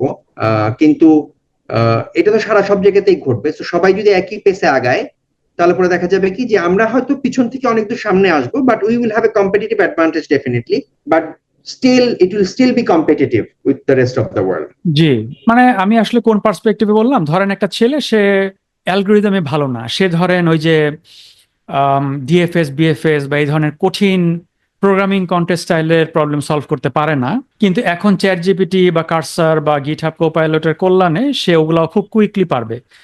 ট্রু যে এটা সবাই এখন পারবে, সব দেশের প্রোগ্রামাররাই পারবে। তাহলে মানে তাহলে আমাদের ডিফারেন্সিয়েটর কি, মানে আমরা কিভাবে ডিফারেন্সিয়েট করব নিজেদেরকে, বা কিভাবে আমরা অন্যদের থেকে ওই এজটা পাবো in the age of AI? আমার মতে এআই যেহেতু একটা মাল্টিপ্লায়ার, ঠিক আছে, so it will multiply everybody. So AI আসলে আমাদের জন্য কোনো এজ অফার করবে না। আচ্ছা আমাদের এজ অফারিং এর যে প্রবলেমটা আগে ছিল ওইটা এখনো কনস্ট্যান্ট। আমাদেরকে আচ্ছা বেটার হইতে হবে এট দ্য কোর, যেটাকে আমি গুণ দিব সেইটাকে বড় করতে হবে। এআই যা দিয়ে গুণ দিবে ওটা সবার জন্যই গুণ দিবে। Fascinating, well said. জি জি, রাইট। ঠিক আছে, থ্যাংক ইউ। তো ভাই আমরা একদম শেষে চলে এসেছি। তো শেষে আমি আপনার কাছে জানতে চাবো যে আপনি প্রায় 25 বছরের ক্যারিয়ার হবে আপনার, তাই না? না আরো বেশি? 26। 25 বছরে 26। আপনি এই বিশাল ক্যারিয়ারে অনেক কিছু দেখেছেন, আপস এন্ড ডাউনস, অনেক কোম্পানি হয়েছে, কোম্পানি উঠে গেছে, অনেক টেকনোলজি আসছে, টেকনোলজি উঠে গেছে। আপনি যদি একটা খোলা মাঠে দাঁড়িয়ে থাকেন, বাংলাদেশের সব ডেভেলপাররা যদি এখন আপনার দিকে তাকিয়ে থাকে, আপনাকে যদি একটা বা দুটো কিছু বলতে বলা হয় যেটা আপনি মনে করেন ইনভ্যালুয়েবল, এবং আপনি বিশ্বাস করেন যে আপনার ওই কথা দুইটা যারা ফলো করবে তারা জীবনে উপকৃত হবে, সেই কথাগুলো কি হবে? কি বলতে চান আপনি? আমার প্রথম মেসেজ আমি এটা সবসময় সবাইকে বলি, সেটা হচ্ছে যে ডোন্ট বি কমফোর্টেবল, যেটা আমি একদম শুরুতে বলছি। If you are working in a organisation, if you are working in a position যেখানে if you go to the office every morning, you do things that does not require you to use your ability to think, ability to, like, it does not challenge you. আচ্ছা। Yes, sir. So if you're in that position, you are actually decaying yourself. You are going down. এই পুরা গেমে কোনো জায়গা নাই যেখানে আমি স্থির থাকতে পারি এবং still make progress. There is no such thing. You have to keep moving. So তুমি পারো পোস্টগ্রেস, এবং পোস্টগ্রেসেই কাজ করছো 5 বছর, এর মাঝখানে মঙ্গোডিবি আসছে, সেটা তুমি দেখো নাই, তুমি আসলে সামনে যাইতেছো না আর কোথাও। So you have to keep moving. Don't be comfortable with anything, absolutely anything. Don't be comfortable with Angular, don't be comfortable with React, don't be because everything is gonna change. Right. So if you are not, এবং আমাদের যেটা main problem হয়, আমি যেটা সবচেয়ে ভয় পাই, সেটা হচ্ছে আমরা যখন কোনো কিছু না শিখি তখন আমাদের শেখার ক্ষমতা চলে যায়। এটা সবচেয়ে ভয়ের কথা। না শেখার কারণে যে একটা বিপদ তো হইছেই, তারপরে আমার শেখার অ্যাবিলিটি চলে যাচ্ছে ওভার টাইম। সো কখনো নিজেকে কমফোর্টেবল হতে না দেয়া, এটা হচ্ছে আমার প্রথম মেসেজ, আমি সবসময় সবাইকে বলে রাখি। আচ্ছা। আর দ্বিতীয় যে কথাটা আমি সবসময় সবাইকে বলতে চাই, সেটা হচ্ছে যে if you are a programmer, code, you should code something, no matter তুমি কোন পজিশনে কাজ করো, তুমি ডেভেলপমেন্ট ম্যানেজার কিনা হয়ে গেছো কিনা। কারণ আমাদের দেশে তার বাজেট ট্রেন্ড আছে, আমরা হচ্ছে একটু সিনিয়র হইলে লোকজনদেরকে ম্যানেজার বানায় দিতে চাই, প্রজেক্ট ম্যানেজার বা ডেভ ম্যানেজার হয়ে যায়। ডেভ ম্যানেজার মানে অন্যদেরকে ম্যানেজ করা, পিপল ম্যানেজমেন্ট, এবং অনেকেও আছে ওইদিকে চলে যায়। সো আমার মতে আর কি, যে যদি অর্গানাইজেশনাল রিজনে বা আমি ওরকম পজিশন পাচ্ছি না, এর জন্য চলে যেতে হয়, find something that you are fascinated about and still keep coding. এখন তো কোডিং এর টুল গুলো আছে, keep building something, like always build something. Build something that you don't know how to build. Build a Postgres database. Build a Kafka. Build something. আমার যদিও topic শেষ হয়ে গিয়েছিল তো ভাই, বাট আপনার এই কথাতে আমার একটা চিন্তা আসলো, চিন্তাটা আসলে না শেয়ার করলে পাপ হবে। আমার মনে হয় যে কেন বাংলাদেশে অনেক সিনিয়র, ধরেন 15 বছর 20 বছরের এক্সপিরিয়েন্স ডেভেলপার নাই, বিজনেস পার্সপেক্টিভে বলি, মানে আমিও তো একটা বিজনেস ওন করি, সো আমাকে তো ওই যে ব্যালেন্সিংটা অলওয়েজ করতে হয়। আমার মনে হয় মোটা দাগে বেশিরভাগ বিজনেস ওনাররা মনে করে যে আচ্ছা আমি যদি একটা 20 বছরের লোককে দিয়ে কোড করাই, ওর চেয়ে তো 5 বছরের এক্সপিরিয়েন্স একটা ছেলে বেটার কোড বা ফাস্টার কোড প্রডিউস করবে। এইটাকে আপনি কিভাবে, এইটা এইটা নিয়ে আপনার মত কি? এটা কি সত্যি নাকি এটা আমার সত্যি না? না না, এটা এটা টু সাম এক্সটেন্ট সত্যি, কিন্তু আমরা তো আসলে ওই 20 বছরের যে লোকটার সাথে কাজ করি, সেই লোকটা 20 বছর যার তার খালি এক্সপেরিয়েন্সই হয়েছে। ও তো আসলে একটা 20 বছরের লোক যে আহ চিন্তার গভীরতা এবং কাজের যে মান তার অর্জন করার কথা ছিল সেটা অর্জন করে নাই। ঠিক আচ্ছা, আছে, ওই রকম একটা লোক যদি থাকতো তাহলে সে আসলে একটা 10x ডেভেলপার হইতো, ও তোমার 10টা লোকের রাইট, সমান কাজ করতে পারতো। ট্রু। আপনার পয়েন্ট বুঝতে পেরেছি। সো থ্যাংক ইউ তো ভাই, it was a very insightful interesting discussion. আপনার সাথে আসলে আড্ডা দিতে আমার সবসময় ভালো লাগে। ফিউচারে থ্যাংক ইউ। অন্য কিছু নিয়ে আড্ডা দিবনি, নন টেক বা নন প্রোগ্রামিং, আরো অনেক কিছু আড্ডা দেওয়া যেতে পারে। Absolutely, absolutely. আপনি ভালো থাকবেন, সুস্থ থাকবেন। দর্শক তুমিও মন্ডলী, ভালো এই থেকো ছিল রিজভী। আমাদের আজকের এপিসোড। আপনাদের সাথে কথা হবে, দেখা হবে ইনশাল্লাহ পরবর্তী এপিসোডে, নতুন কোনো অতিথিকে নিয়ে, নতুন কোনো টপিক নিয়ে। সবাই ভালো থাকবেন, সুস্থ থাকবেন। আল্লাহ হাফেজ।